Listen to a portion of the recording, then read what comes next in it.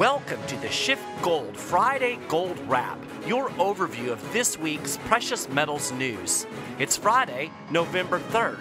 I'm your host, Mike Maharrey. Thanks for tuning in. Gold hit a two-week high Thursday and then pared some of those gains after Republicans unveiled their tax plan. The early consensus seems to be that the reform will impact businesses more than individuals.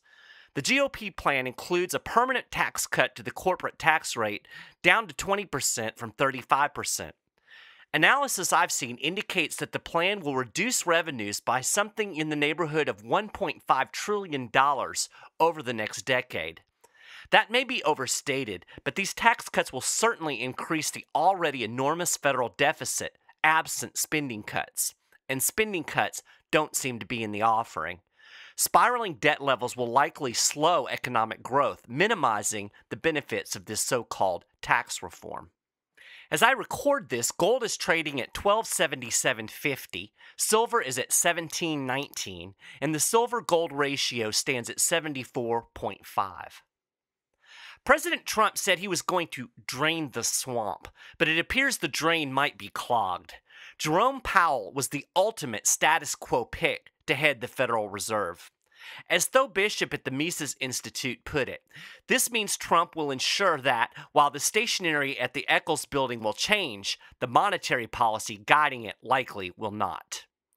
Powell is already a member of the Federal Reserve Board of Governors. He's a Republican, so that's different, but he was also an Obama appointee.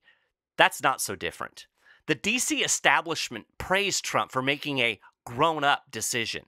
That tells you everything you need to know. As Bishop said, Trump has gone with the swampy status quo.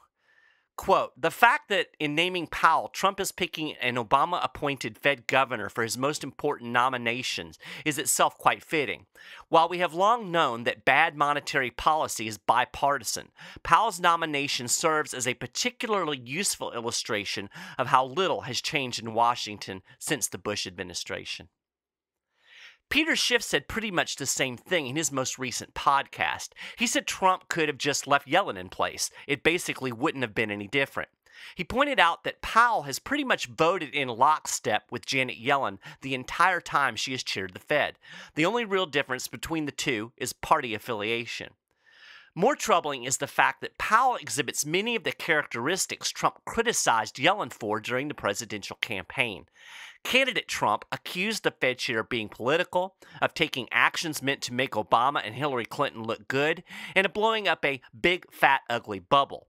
That's why many people voted for Trump. They thought they were getting an anti-establishment president. They believed he was really going to drain the swamp. As Peter points out, that's not happening. He said, quote, the water level in the swamp is not going down at all with the nomination of Jerome Powell. Trump doesn't want to change the game. He wants to keep playing the game. In effect, Trump replaced an Obama yes woman with his own yes man. Here's how Peter put it.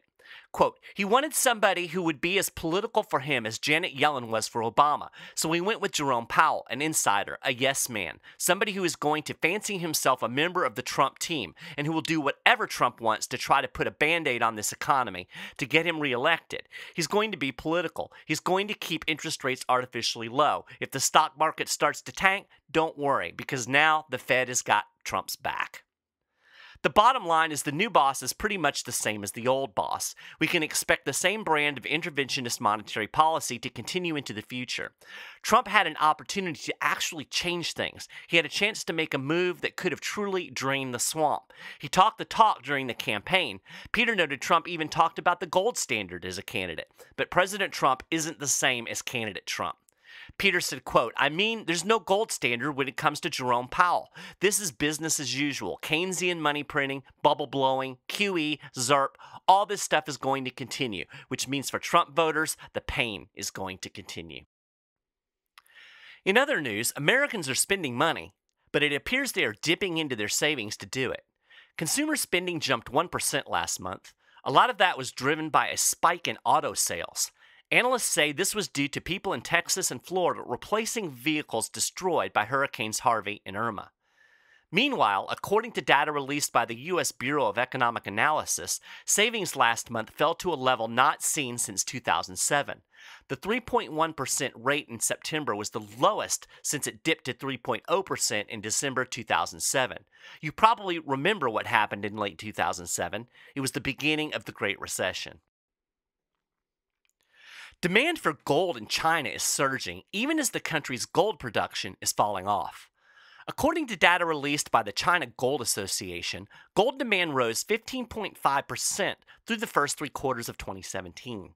Demand totaled 815.9 tons, pushed upward by a resurgent jewelry market.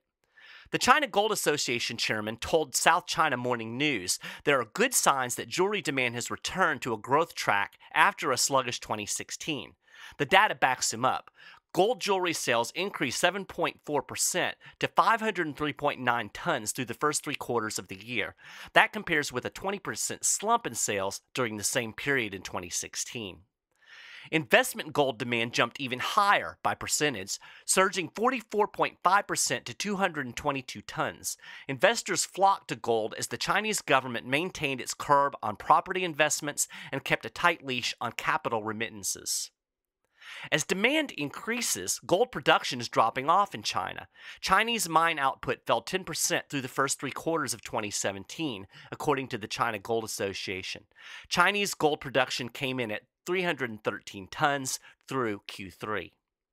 Sagging production in China is part of a bigger story. More and more analysts are saying we may now be close to or at peak gold. This is the point where the amount of gold mined out of the earth will begin to shrink every year rather than increase, as it has done pretty consistently since the 1970s.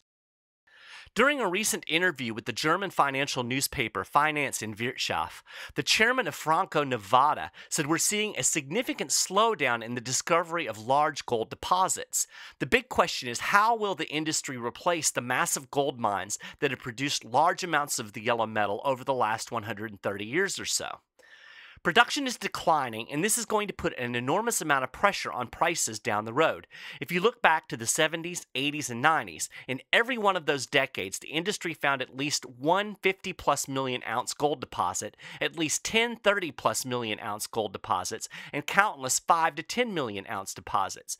But if you look at the last 15 years, we've found no 50 million ounce deposits, no 30 million ounce deposit, and only very few 15 million ounce deposits. So where are those great big deposits we found in the past? How are they going to be replaced? We don't know. We do not have those ore bodies in sight.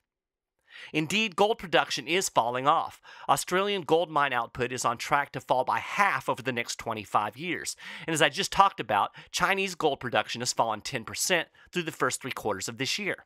As a Business Insider article pointed out, large gold fields in South Africa, Nevada, and Australia are all nearing the end of their life cycles. Consider South Africa. More than 40% of all the gold mined in human history came from the Witwatersrand Basin.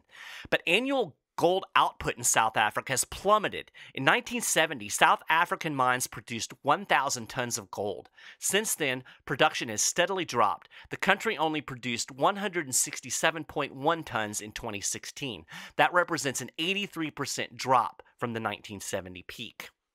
When we look at the future of gold, it's easy to get caught up in the latest geopolitical turmoil or the most recent policy pronouncements by the Federal Reserve. Of course, it's important to keep abreast of the latest developments in the news cycle, but investors should never lose sight of the most basic fundamentals: supply and demand.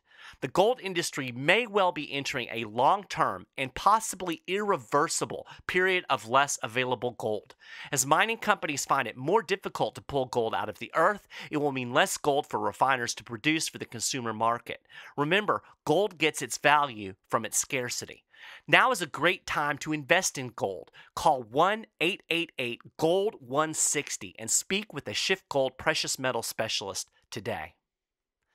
There are a few other stories on the SchiffGold website you might want to check out, including an article debunking this notion that years of Federal Reserve money printing hasn't caused inflation.